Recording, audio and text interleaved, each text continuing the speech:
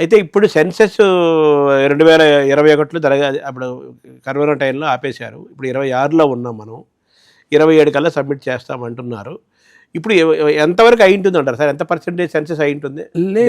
ఇంకా ప్రక్రియ ఇప్పుడు మొదలవుతోంది. 26 సెప్టెంబర్ లోపల ఈ హౌస్ హోల్డ్ ఎన్యూమరేషన్ చేస్తారు. అంటే కొత్తగా వచ్చిన నివాసాలకి నంబరింగ్ చేయటం, ఇదంతా ఈ ప్రక్రియ ఇప్పుడు జరుగుతుంది. స్టేజ్ 1లో ఇంటింటికి వెళ్తారు. ఇంటింటికి వెళ్ళి కొత్తగా ఇళ్ళు ఏమైనా నిర్మాణమైన ఇళ్ళు కానీ, ఇళ్లలో ఏదైనా సబ్ డివిజన్స్ వాటాలు ఏర్పడితే దానికి నంబరింగ్ అది ముందు కార్యక్రమాన్ని పూర్తి చేస్తారు. చేసిన తర్వాత 2027లో దేశవ్యాప్తంగా ఫిబ్రవరి నెలలో 3 వారాల పాటు ఈ జనగణన కార్యక్రమం చేస్తారు. ఈ జనగణనలో ఈ క్యాస్ట్ సర్వే కూడా జరుగుతుంది ఈసారి. ఈ సర్వేలో ఉన్న ప్రధానమైన అంశం ఏంటంటే, మనం స్వయంగా మన తాలూకు వివరాలు వెల్లడించుకోవడానికి ఒక యాప్ను కూడా ప్రవేశపెట్టున్నాం అని చెప్పారు. ఆ యాప్ ద్వారా మనం ఓటర్గా రిజిస్టర్ అవడానికి అవకాశం, సానుకూలత కూడా ఉంది. అంటే మనకి ఇప్పుడున్న ఓట్ల సంఖ్య కంటే ఈ జనగణన సెన్సస్ అయిన తర్వాత ఏర్పడే ఓట్ల సంఖ్య ఎంత పెరగచ్చు అనుకుంటున్నారు అప్రాక్సిమేట్గా మీ అంచనా? కనీసం అప్రాక్సిమేట్ 7 నుంచి 8% జనాభా పెరుగుతుంది. కానీ పెరుగుతాయి. పెరిగినప్పుడు మరీ తక్కువ పెరగకూడదు, ఎక్కువ పెరగకూడదు. దీనికి ఒక ఫ్రీక్వెన్సీ రేంజ్ ఉండాలి. కొన్ని రాష్ట్రాల్లో కొంత తక్కువ ఉండొచ్చు, కొన్ని రాష్ట్రాల్లో కొంత ఎక్కువ ఉండొచ్చు. కానీ మరీ ఎక్కువ తేడాలు రాకుండా ఈ సెన్సస్ కార్యక్రమాన్ని నిర్వహించాల్సి వస్తుంది. ఇది సున్నితమైన ప్రక్రియ. దాదాపు 145 కోట్ల పైన ఉన్న భారతదేశ జనాభాలో ఓటు హక్కుకి 18 మైనార్టీ చేరిన వాళ్ళు లెక్క వేసుకుంటే యాక్చువల్గా ఓటర్ నమోదు ప్రక్రియలో మనం ఇంకా వెనకబడి ఉన్నట్టు లెక్క కదా. ఓటర్ల నమోదులో మనమేం వెనకబడలేము, కానీ ఓటు వేయటంలో వెనకబడి ఉన్నాం. వాస్తవం ఏంటంటే, చాలామంది ఓటర్సు వాళ్ళ సొంత గ్రామాల్లో నివసించట్లేదు. అవును. జీవనోపాధి కోసం అనేక ప్రాంతాల్లోకి వలస వెళ్ళారు. ఈ వలస వెళ్ళిన వాళ్ళు ఎక్కడో దూర ప్రాంతాల్లో, సుదూర ప్రాంతాల్లో ఉన్నప్పుడు వాళ్ళు ఈ ఎన్నికల సమయంలో ఎంతో వ్యయంతో, ఎంతో ప్రయాసతో కూడిన పని సొంత గ్రామాలకు వచ్చి చేయాలి అనేది ఓటు వేయటంలో. దానివల్ల నిజంగా ఇబ్బందికరంగా ఉంది. అందుచేత ఏం చేస్తున్నారంటే, చాలామంది రెండో చోట కూడా ఓటు తీసుకుంటున్నారు. సొంత ఊర్లో ఉన్న ఓటుని వదిలిపెట్టుకోకుండా ఇప్పుడు ఎక్కడైతే మీరు వృత్తిరీత్యా ఉంటున్నారో ఆ ప్రాంతాల్లో రెండో ఓటు తీసుకుంటున్నారు. అది తప్పు, వాంఛనీయం కాదు. ఎవరికైనా ఒక చోటే ఓటు ఉండాలి. అయితే మీరు సొంత గ్రామాల్లో ఓటు కనుక ఉంటే మరి మీ కష్టపడి వెళ్ళి ఓటు వేయడానికి ఇబ్బంది అంటే, మనకి ఎలక్షన్ కమిషన్ గతంలోనే సూచించారు, మా దగ్గర సాంకేతిక పరిజ్ఞానం ఉంది, మీరు ఎక్కడి నుంచైనా సరే మీరు ఓటు నమోదు మీరు ఓటు వేసుకునే పరిజ్ఞానం మనకుంది అని చెప్పేసి రాజకీయ పార్టీలకు అన్నిటికీ సూచన చేశారు. టెక్నాలజీ ఉంది, ప్రత్యేకంగా ఊరు వెళ్ళక్కర్లేదు. ఈ టెక్నాలజీని మొత్తాన్ని అభివృద్ధి చేసింది 2 ప్రభుత్వ రంగ సంస్థలు, ప్రైవేట్ సంస్థలు కాదు. ECIL, BEL. దీంట్లో ఈసీఐఎల్ మన హైదరాబాద్లో. ఈ ఈసీఐఎల్ ఈ టెక్నాలజీని, తర్వాత బ్యాలెట్ బాక్సెస్ని, దీనికి సంబంధించిన వీటన్నిటికీ కూడా దీనికి చాలా కృషి చేశారు. నేను హైదరాబాద్లో ఉండి నా ఊర్లో జరిగే ఎన్నికల్లో కూడా ఓటు వేసే సాంకేతికత సుసాధ్యం అని చెప్పేసి వాళ్ళు చెప్పారు. ఫర్ ఎగ్జాంపుల్, మీరు ఎక్కడ అమెరికాలో ఉన్నారనుకోండి, ఆ రోజు ఓటింగ్ రోజు, అక్కడి నుంచి కూడా వేయచ్చా? అంటే దీన్ని మనం టెక్నాలజీ అంటే ఏ సర్వర్స్ అందుబాటులో ఉన్న చోట మాత్రమే వేయడానికి అవకాశం ఉంటుంది. అమెరికాలో అన్ని చోట్ల ఉంటే అవి సర్వర్స్కి యాక్సెస్ ఉండదు. మనం దీనికి ఈ సర్వర్స్ని ఉపయోగించి, సర్వర్స్ని దేశవ్యాప్తంగా ఏ సర్వర్స్లో అయినా సరే ఒకే ఓటు వేయటానికి అవకాశం కల్పించడానికి అవకాశం ఉంది. ఇది ఎలక్షన్ కమిషన్ చెప్పారు. రాజకీయ పార్టీలకి ఇది ఎలా సాధ్యమో చూపిస్తాము మీకు మోడల్ అని చెప్పినప్పటికీ రాజకీయ పార్టీలు ఎవ్వరూ కూడా ఆసక్తి చూపలేదు ఈ విషయం. అది బాధాకరమైన విషయం. ఎందుకంటే సాంకేతిక పరిజ్ఞానం అభివృద్ధి చెందుతున్నప్పుడు సాంకేతిక పరిజ్ఞానాన్ని ఉపయోగించుకోవాలి. వాళ్ళకి ఏంటి నష్టం? బ్యాలెట్ బాక్సెస్లో ఎలక్ట్రానిక్ ఓటింగ్ కూడా వద్దు అని ఒక వినూత్నమైన వాదన కూడా. EVM versus EVM. ఏ ఎన్నికల్లో ఓడిపోయిన వాళ్ళందరూ ఈవీఎంలో పొరపాట్లు జరిగాయి అని చదువు ఓడిపోయి అంటారు. తప్పు. ఈవీఎంని హ్యాక్ చేయటం అనేది అసాధ్యం. నేను స్టేట్ ఎలక్షన్ కమిషనర్గా ఉన్నప్పుడు, స్టాండింగ్ కమిషనర్గా ఉన్నప్పుడు అనేక సార్లు ఈ కమిటీస్ మేము ఈసీఐఎల్ బీఈఎల్తో సంప్రదించి దీంట్లో ఉన్న విషయాన్ని సంపూర్తిగా క్షుణ్ణంగా పరిశీలించిన తర్వాత మన ఓటింగ్ వ్యవస్థ మీద ఇటువంటి నీలి నిందలు వేయటం అనేది వాంఛనీయం కాదు. రాజకీయ పార్టీలు కొంచెం విజ్ఞతతో వ్యవహరించాలి. దీనివల్ల ప్రజలకి అపనమ్మకం, అభద్రతా భావం వస్తుంది. తప్పు, పొరపాటు. ప్రపంచంలో ఏ దేశంలో లేనటువంటి ఉన్నత స్థాయిలో మన ఎలక్షన్స్, ఎలక్ట్రానిక్ ఓటింగ్ మెషిన్స్, సాంకేతిక పరిజ్ఞానం అందుబాటులో ఉంది, ఉపయోగించుకుంటున్నాం. దానికి మనం గర్వించాలి. సో ఈవీఎం టెక్నాలజీ పర్ఫెక్ట్ అంటారు. పర్ఫెక్ట్. ఇప్పుడు మీరు చెప్పినట్టుగా టెక్నికల్ యాప్లని, వీటి టెక్నాలజీని మనం అందిపుచ్చుకొని ఆ ఊర్లో లేకపోయినా, ఆ ఊరు వెళ్ళలేక పరిస్థితిలో ఉన్న నేర్చుకునే టెక్నాలజీ మనకు ఉంది. కానీ దానికి ఈ రాజకీయ పార్టీలు ఎవరికి ముందుకు రాలేదు. వాళ్ళు చాలా దురదృష్టకరం అంటున్నారు కదా, ఏంటి వాళ్ళకి నష్టం అంటున్నాను? అంటే ప్రస్తుతం రాజకీయ పార్టీల వాళ్ళు మేము అంటే సంకుచిత ధోరణిలో ఆలోచిస్తే మేము ఎవరిని ప్రభావితం చేయగలం అంటే స్థానికంగా ఉండేవాళ్ళని ప్రభావితం చేయగలం. బయట నుంచి వచ్చే వాళ్ళని మనం ఎంతవరకు ప్రభావితం చేయగలం? చేయలేం కదా. వాళ్ళు మనసుకి నచ్చిన పద్ధతిగా వాళ్ళు ఓటేస్తారు.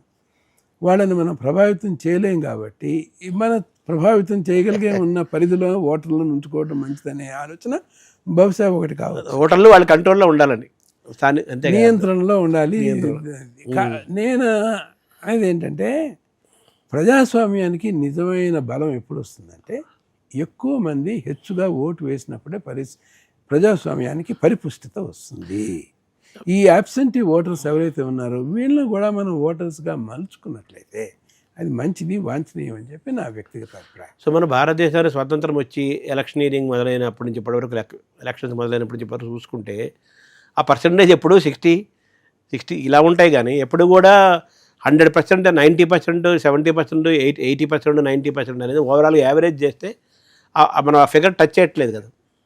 గత 2024 ఎన్నికల్లో ఆంధ్రప్రదేశ్లో మాత్రం 81% నమోదవటం ఒక విశేషం అని మనం చెప్పాలి. అది రికార్డు కదా. రికార్డ్. ఎందుకంటే దీని మీద ఓటర్లు అందరూ కూడా ప్రభావితం అయ్యారు. చైతన్యం ఎక్కడెక్కడి నుంచో ఊళ్ళ నుంచి అందరూ కూడా స్వస్థలాలకు వచ్చి ఇతర దేశాల నుంచి కూడా వచ్చారు కదా. ఇతర దేశాల నుంచి ఓటున్న వాళ్ళందరూ కూడా ఉపయోగించుకున్నారు.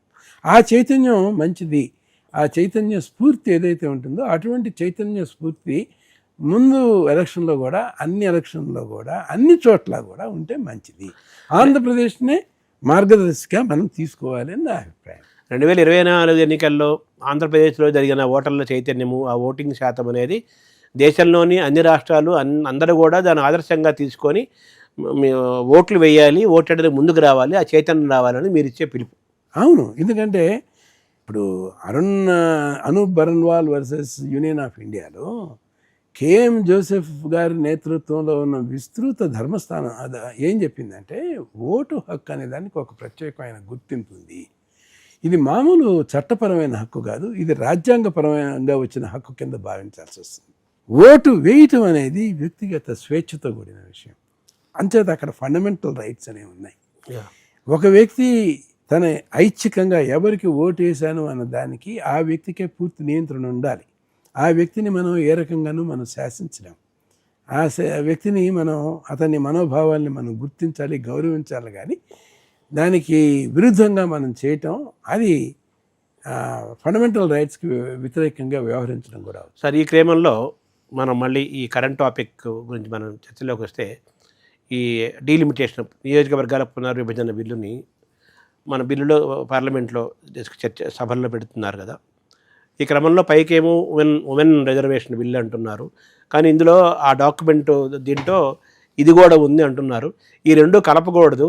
నియోజకవర్గాల పునర్విభజన అంశం వేరు, ఉమెన్ రిజర్వేషన్ అంశం వేరు, రెండు వేరే. పైకి ఉమెన్ రిజర్వేషన్ అంటే మధ్యలో ఇది కూడా పెట్టేస్తున్నారనే దాన్ని మీరు ఎలా చూస్తారు అదే బ్యూరోక్రాట్గా? ఇది రాజకీయాలు కూడా దీంట్లో ఉన్న విషయం వాస్తవం, మీరే చెప్పారు. ఇప్పుడు 33% ఉమెన్ రిజర్వేషన్ కనుక జరిపినట్లయితే తక్షణంగా కొంతమంది మగవారికి సీట్లు పోతాయి కదా. ఆ పోయే సీట్లు వాళ్ళని నియోజకవర్గాల సంఖ్యను పెంచడం ద్వారా మనం భర్తీ చేసుకోవచ్చు. ఇప్పుడు ప్రాధాన్యత కలిగిన రాజకీయ నాయకులు తమ ఉనికి ఈ ఉమెన్ రిజర్వేషన్ మూలంగా వాళ్ళ సీట్లు ఆస్తిత్వం పోగొట్టుకునే ఇది నియోజకవర్గాల సంఖ్య పెంచడం ద్వారా అధిగమిస్తారు అని చెప్పేసి జరుగుతున్న విషయం వాస్తవం మీకు చెప్తున్నాను. అంటే ఇప్పుడు 5 రాష్ట్రాల్లో ఎన్నికలు జరుగుతున్న నేపథ్యంలో ఉమెన్ ఓటర్లని అట్రాక్ట్ చేయడం కోసం ఆ ఉమెన్ బిల్లులు పెడుతూ ఉమెన్ రిజర్వేషన్ బిల్లుని పెడుతూ దాంతోపాటు ఈ 816 సంఖ్యను కూడా తీసుకెళ్ళి అది కూడా ఇందులో ఇంక్లూడ్ చేస్తున్నారు.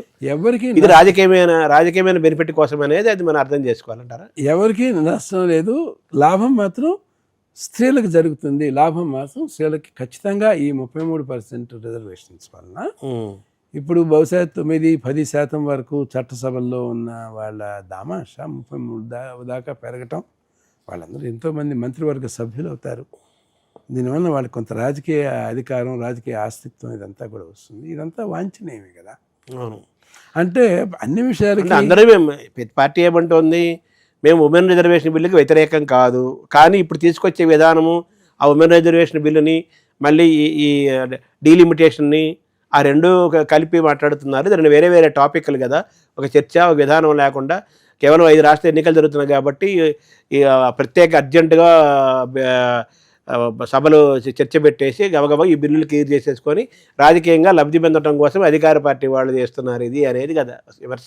ఆమోదిస్తున్నాము కానీ అంటంలోనే మతలబు ఉంది సార్.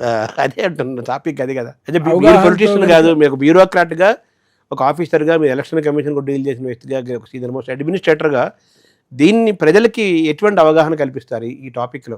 పైకి ఉమెన్ రిజర్వేషన్ బిల్లు అంటే ఈ రెండు కలపటం అనేది కరెక్ట్ కాదు, రెండు వేరే వేరే టాపిక్లు, కానీ ఇది అర్జెంటుగా తీసుకొచ్చి చేస్తున్నారని దాన్ని ప్రజలు ఎలా అర్థం చేసుకోవాలి? అంటే దానికి వేరే అవకాశం లేకపోవడం చేత ప్రస్తుతం ఉన్న పరిస్థితుల్లో రెండు కలవటమే. ఇది ఎంతవరకు దీంట్లో ఉన్న మంచి చెడులని కనుక మనం కనుక వేస్తే, ఇప్పుడు 33% విధిగా రిజర్వేషన్స్ ఇచ్చిన దానివల్ల మహిళలకు ఉండే ప్రాధాన్యత పెరుగుతుంది కదా, మంచి జరుగుతుంది. దేశంలో ఎన్టీ రామారావు గారు ఒక్కరే మొట్టమొదటిసారి ఆడవారికి రాజకీయాల్లోకి తీసుకొచ్చి 50% రిజర్వేషన్స్ తీసుకొచ్చిన ప్రగతిశీలంగా వహించిన మార్గదర్శి ఆయన.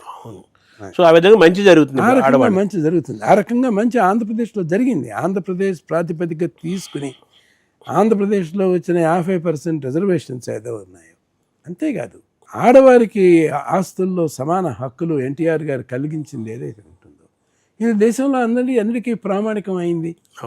ఇది మంచి జరుగుతుంది, బట్ చెడు ఏంటంటారు ఇందులో అని కాదు. ఇప్పుడు దీన్ని వ్యతిరేకించేవారు ఏమంటారంటే, మీరు 2029 సెన్సస్ని మీరు అనుకుంటే మీరు తొందరగా చేయగలరు. ఈరోజు సాంకేతిక పరిజ్ఞానం ఉంది. మీకున్న సాంకేతిక పరిజ్ఞానంతో మనం 2029 లోపలే ఈ సెన్సస్ ప్రక్రియని మీకు గనక రాజకీయంగా స్థిరమైన ఉద్దేశం, డిటర్మినేషన్ కనుక ఉంటే మీరు చేయొచ్చు కదా అనేది దాని ఉన్నది ప్రధానమైన దీంట్లో ఉద్దేశం. దాంతో మీరు కూడా ఏకీభవిస్తారా? సాంకేతిక పరిజ్ఞానం ఉన్నది అనేది నిర్విధాంశం, కరెక్ట్, పర్ఫెక్ట్. ఇంతకు ముందులాగా అన్ని చోట్ల తిరిగి కాగితాల మీద లెక్కలు వేసే పరిస్థితిలో ఈ జనగణన జరగదు. ఇదంతా యాప్ బేస్డ్ మీద మనం చేస్తున్నాం. మొత్తం ఐచ్ఛికంగా అందరూ నమోదయ్యే అవకాశం ఇస్తున్నాం. టెక్నాలజీని ఉపయోగించుకోవాలి. ఓటర్లని నమోదు చేయటం అనే బాధ్యత మీరు తీసుకోవాల్సిన అవసరం లేదు. విస్తృత అవగాహన కనుక జరిగినట్లయితే వాళ్ళే వెళ్ళి తప్పనిసరిగా వాళ్ళ జనాభా గణనలోకి వాళ్ళే దాని తమ తాలూకు పూర్తి మద్దతుదారులు అవుతారు, క్రియాశీలకంగా వ్యవహరిస్తారు. టెక్నాలజీని సద్వినియోగం చేసుకొని అవగాహన పెంచాలి. బాధ్యత కేంద్ర ప్రభుత్వం కదా. ప్రజలకి బాధ్యత తీసుకోండి. ఇది సర్కారీ గణన కాకుండా ప్రజాగణనగా తీసుకోండి.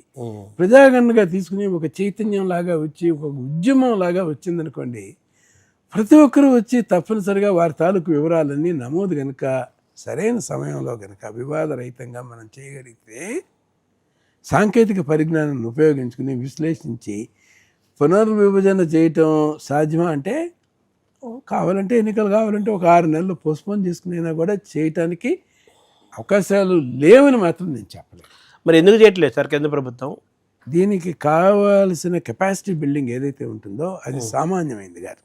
ఇది ఒక యజ్ఞం లాగా చేయాలి. అందరూ, అన్ని రాజకీయ పార్టీలు వారు ఏకాభిప్రాయం రావాలి, రావాలి, సామాజిక చైతన్యం రావాలి, స్వచ్ఛంద సంస్థలు పనిచేయాలి. ప్రతి అందరిలో వచ్చి స్వచ్ఛందంగా ఎన్నికల్లో కులగణనలో సెన్సస్లో వచ్చేలాగా కనుక చేయగలిగితే మీరు సఫలీకృతం అవుతారు.